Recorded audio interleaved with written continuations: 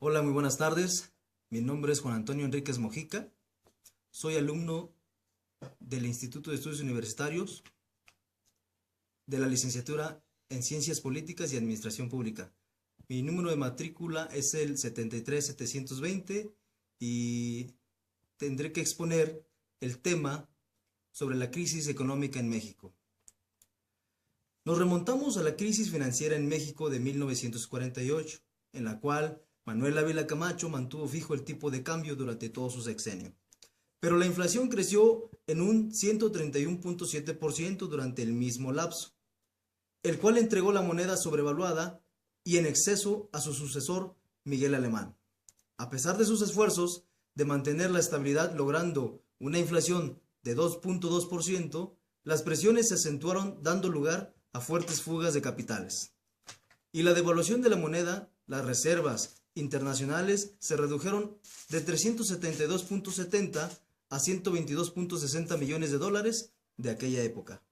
Durante el gobierno de Adolfo Ruiz Cortines se produjeron problemas y en abril de 1954 se decretó la devaluación del peso mexicano, cuya paridad pasó de 8.65 a 12.50. Sin embargo, esa devaluación tan severa aseguró las tendidas del peso durante 22 años.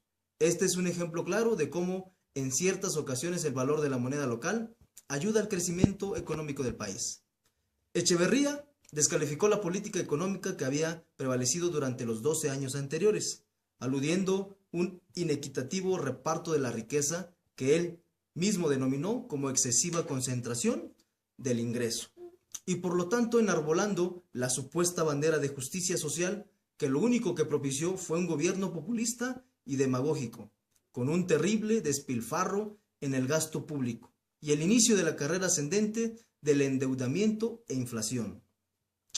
Durante el sexenio de José López Portillo se comenzaba a explotar el crecimiento petrolero. Al no tener México los suficientes recursos para la explotación, se pidió un préstamo.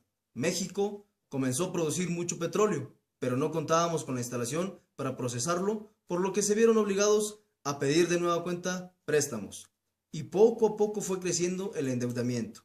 Al mismo tiempo que Estados Unidos retomó el mercado petrolero ofreciéndole a México el petróleo que necesitábamos, haciendo que su precio bajara, razón por lo que posteriormente México cae en una crisis petrolera, haciendo que los empresarios sacaran sus inversiones del extranjero. Fuga de capitales. Se tomaron dos medidas de emergencia para tal crisis: la nacionalización de la banca y el establecimiento de control de cambios. La crisis de 1994 se inició con un levantamiento de armas en Chiapas, declarando la guerra al gobierno de Carlos Salinas de Gortari. Se agravó con el error de diciembre, causado por Ernesto Zedillo, expresidente de México, cuando ajustó el tipo de cambio y devaluó el peso. Posteriormente se desató una crisis bancaria y económica generando fuga de capitales, pérdida de reservas internacionales y las reservas del país. La crisis del 2008 comenzó en la mobiliaria estadounidense y en el 2005 con los créditos y aumentando el precio de la materia prima. Las causas de dicha crisis fueron los altos precios en las materias primas, la sobrevalorización del producto, las crisis alimentarias y energéticas, poca confianza en los mercados, expansión artificial del crédito y las hipotecas basura. Esto afectó a México de mayor forma por dos razones. En primer lugar, la gran dependencia que tiene con Estados Unidos y la mínima y casi nula actuación de Banxico. Las consecuencias de esta fue un aumento del pago, caída de las ventas de vivienda, aumento de deudas y quiebras. Una de las propuestas para solucionar fue la expansión fiscal, regulación financiera, fomento de la confianza y consumo, apoyo a la agricultura y reducir el déficit y el gasto.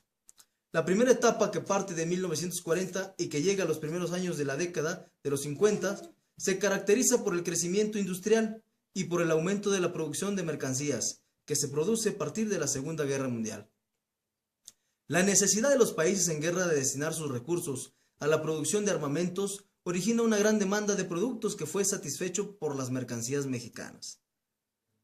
Asimismo, la industria nacional tuvo que producir las mercancías que antes se compraban en el extranjero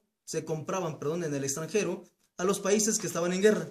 Es decir, se desarrolló la política de sustitución de importadores, iniciada en México desde la crisis económica mundial de 1929.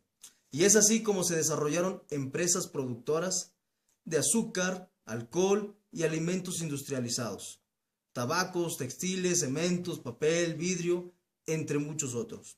Es decir, se desarrolló una industria ligera, productora de bienes de consumo que no necesitaba una gran tecnología. La etapa del crecimiento industrial fue apoyada por los gobiernos presidenciales de Manuel Ávila Camacho y Miguel Alemán Valdés, con una política proteccionista de los elevados impuestos a productos importados. De igual forma, dichos gobiernos apoyaron la industrialización con la creación de infraestructura de medios de comunicación y de transporte.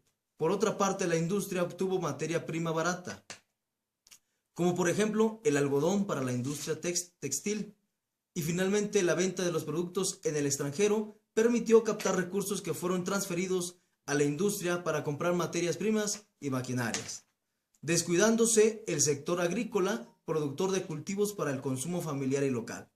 Los beneficios en la política agrícola consiste en la introducción de maquinaria moderna, semillas mejoradas y fertilizantes, conocida como la Revolución Verde, así como el desarrollo en sistemas de riego que solo beneficiaron a la industria y al sector comercial del campo, puesto que la producción de alimentos básicos estuvo a cargo del sector campesino, siendo la base de la autosuficiencia alimentaria para fines de los años 60.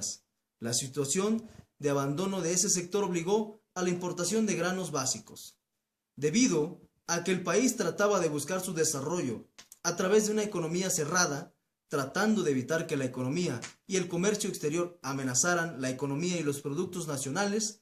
Finalmente, este sistema se agotó y terminó por colapsar la economía mexicana, por lo cual se tuvieron que tomar nuevas medidas para salir adelante. De esta manera, la política económica se transformó en un sistema cerrado a partir de la década de los 80. Los gobiernos posteriores tuvieron que llevar a cabo reformas económicas y que los actores políticos y sociales fueron exigiendo e involucrándose más ante aquello que afectaba directa e indirectamente al país. Los problemas entre campesinos y terratenientes, obreros y patrones formaron parte importante de los ideales de la revolución, pasando a segundo plano, mientras el problema del estancamiento del sur contra el norte, económicamente cada vez más activos, continuaba en aumento, incluso hasta nuestros días.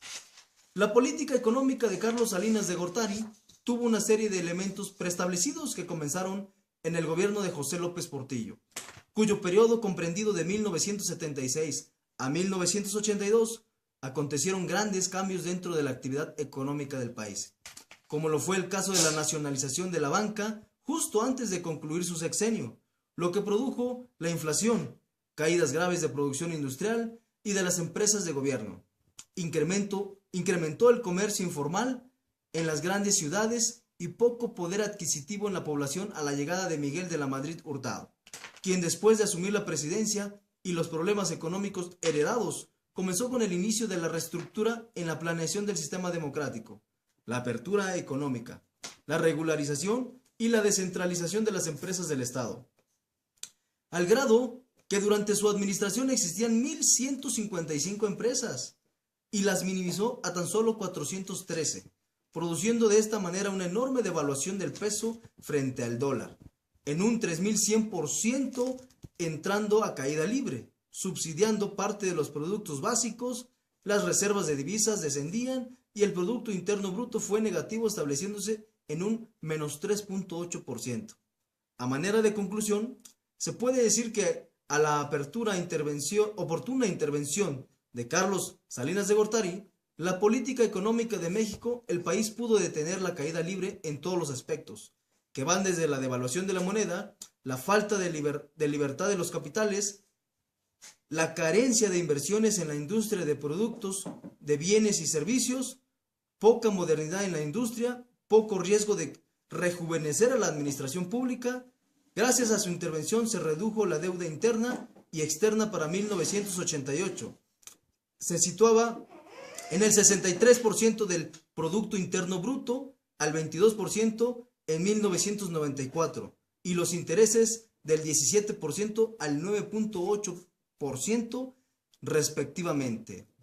Les recuerdo, mi nombre es Juan Antonio Enríquez Mojica, soy alumno de la licenciatura de Ciencias Políticas y Administración Pública y cuento con la matrícula 73720. Gracias, buenas tardes.